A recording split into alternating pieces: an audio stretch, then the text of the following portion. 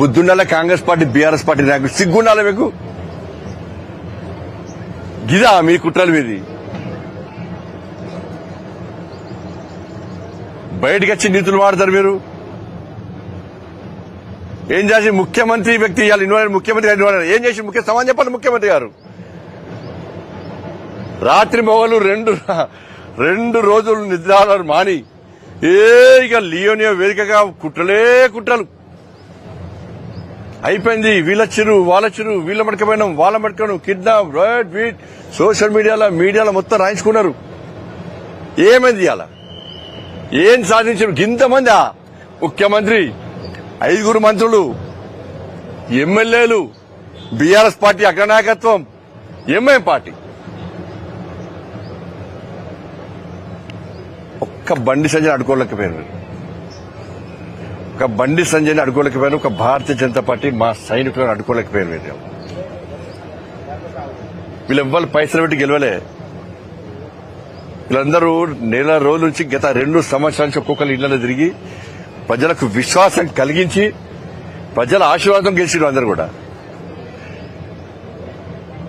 చెప్పాలి ముఖ్యమంత్రి గారు చెప్పాలి ఏం సాధించిన ముఖ్యమంత్రి గారు చెప్పాలి ఇవాళ చెప్పుడు కన్వేర్కి ఎన్ని నిధులు ఇచ్చారు మీరు అలా నిధులు ఇయ్యారా ప్రజలు మీరు ఆశీర్వాదం గెలిచిన అడ్డుకుంటారా మళ్ళీ దీనికి ఏం చెప్తారు మీరు కలవలేదని చెప్పండి నేను ప్రూవ్ చేస్తా మీరు కలవలేదు మాకు సంబంధం లేదని చెప్పండి నేను ప్రూవ్ చేస్తా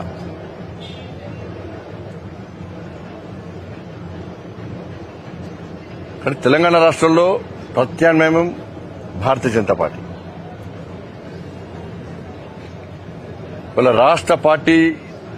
రామచంద్ర గారు ఫోన్ చేసి సంజయ్ నీ వెనక నేనున్నా నువ్వు ముందు పో అని చెప్పి నాకు సపోర్ట్ చేశారు నాకు మా కిషన్ రెడ్డి గారు క్యాంపుకి వచ్చి ఇదే అగ్రెసివ్గా పో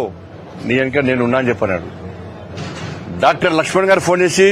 దూకుడు పెంచు నువ్వు నీ వెనక రాష్ట్ర పార్టీ ఉందని చెప్పన్నారు మన నితిన్ నవీన్ గారు ఫోన్ చేసి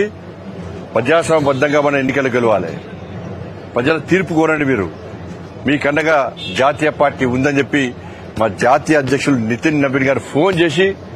ఎప్పటికప్పుడు సమాచారం సేకరిస్తూ మాకు విశ్వాసం కల్పిస్తూ మాకు ధైర్యం చెప్తూ మనం ప్రోత్సహించే ప్రయత్నం చేసిన మా జాతీయ అధ్యక్షులు నితిన్ నవీన్ గారు